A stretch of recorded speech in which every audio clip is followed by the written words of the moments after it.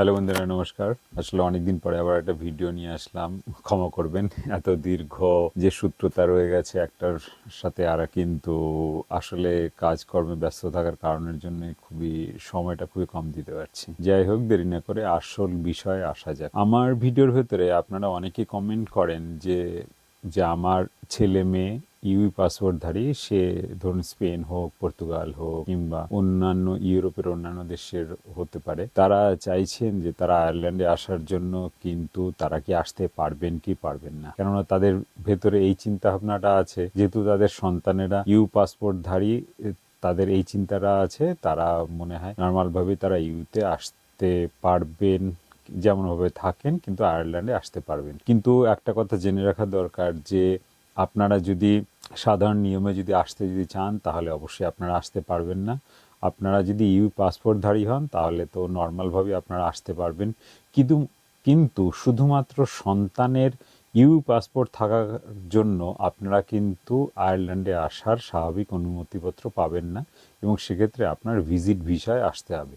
সন্তান যদি এখানে পড়াশোনা করে, আপনারা যদি ধরেন অনেকে পড়াশোনা যদি করতে যদি পাঠান, কিংবা ধরুন সন্তান যদি 18 বছরের নিচে যদি হয়, মাইনর যদি হয়, তাহলে অবশ্যই আপনার কিন্তু ভিসা এবং নিতে হবে, এবং সেটা C visa. Generally D visa হচ্ছে ফ্যামিলি ভিসা, কিন্তু সেক্ষেত্রে আপনার এটা পাওয়ার সম্ভাবনাটা কিন্তু খুবই কম। কেননা বর্তমান আয়ারল্যান্ডের যে ফ্যামিলি রিউনিফিকেশন যে ভিসা যেটা আছে, সেটা কিন্তু তারা আরো অনেক কঠিন করেছে। কাজেই যদি ফ্যামিলি ভেতরে যদি সন্তানেরা শুধুমাত্র পাসপোর্টধারী হয়, এবং যে বাবা মা তারা যদি বাংলাদেশ হোক, ইন্ডিয়া হোক, বা নন কান্ট্রির যে কোনো যদি পাসপোর্টধারী তারা যদি হন, তাদের এখানে আসতে হলে তাদের কিন্তু জেনারেল একটা ভিসা নিতেই হবে।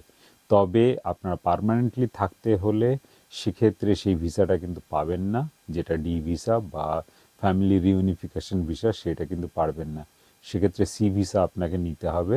সেক্ষেত্রে যতদিন না পর্যন্ত আপনারা আপনাদের নিজেদের পাসপোর্ট পান, ততদিন পর্যন্ত আপনারা কিন্তু স্থায়ীভাবে আয়ারল্যান্ডে এসে থাকতে পারবেন না। আরও একটা ব্যাপার বলে দিচ্ছি, যে অনেকেই মনে করেন যে এখানে আসলেই তারা সব কিছুই পেয়ে যাবেন। কেননা ভিসা দেওয়ার একটা মূল ক্রাইটেরিয়াই হবে ফ্যামিলি রিউনিফিকেশন, সেটা হচ্ছে আপনি তাকে খাওয়াবেন কি, তাই না?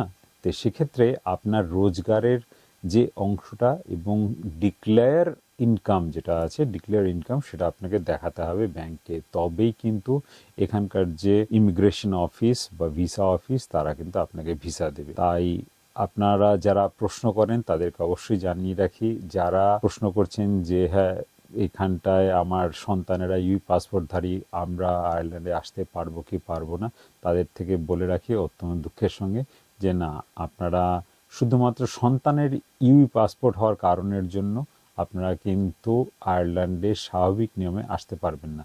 আপনারা যেন ভিসার দরকার হবে, তবে সেটা কিন্তু 90 দিনের ভিজিট ভিসা। আপনি কিন্তু এছাড়া অন্য কোনো ভিসা পাবেন না। ওকে বন্ধুরা, ভালো থাকবেন। নমস্কার। আর আমার এই ভিডিও যদি ভালো লেগে থাকে, তাহলে অবশ্যই ভিডিওটিকে লাইক, শেয়ার এবং কমেন্টের মাধ্যমে জানাবেন। ওকে, ধন্যবাদ বন্ধুরা, নমস্কার।